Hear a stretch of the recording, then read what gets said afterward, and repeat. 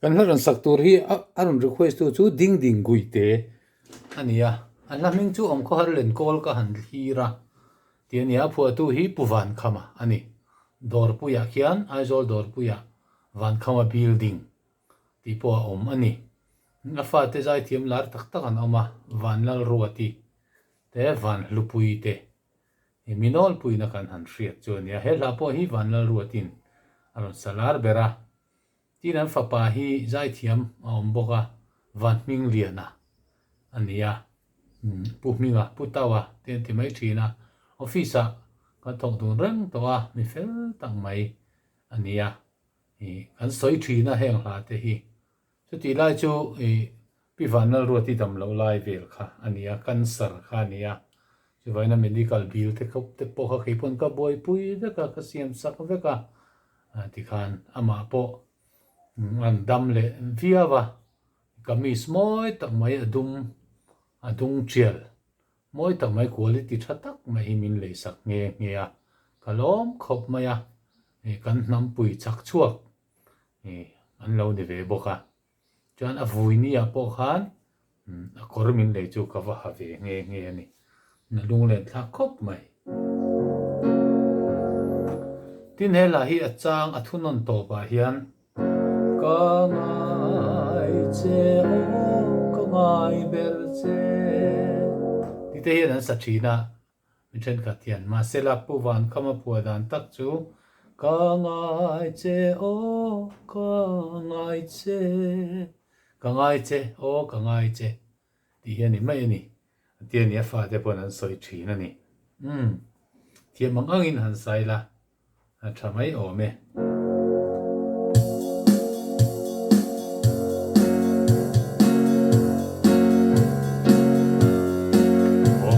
har len koi ka han hira lang lang ro mei na sam kana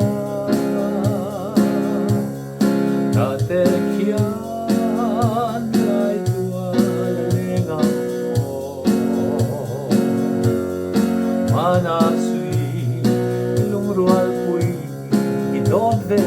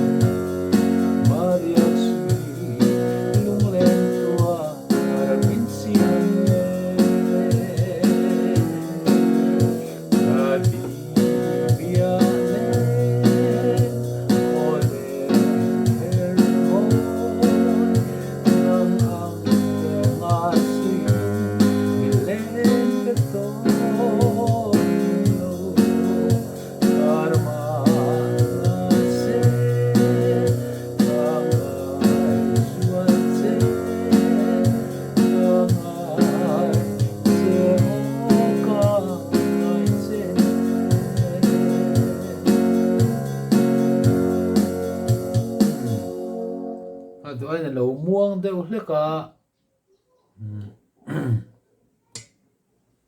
lemin a tempo hi han ti rangila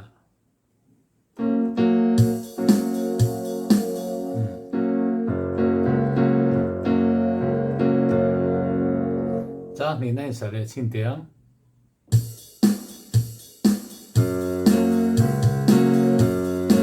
em ti ka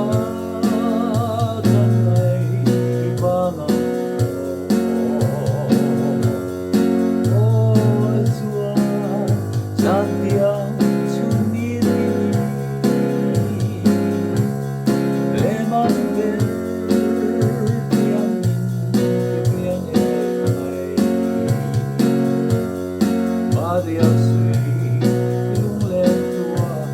ra min siang le ka di bia le o le her mo nang ve ma sui le ka to karma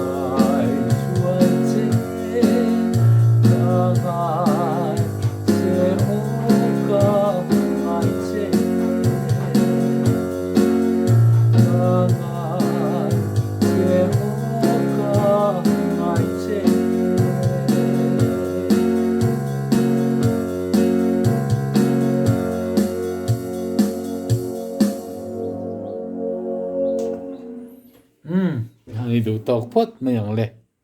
aron request tu kha din gang te ani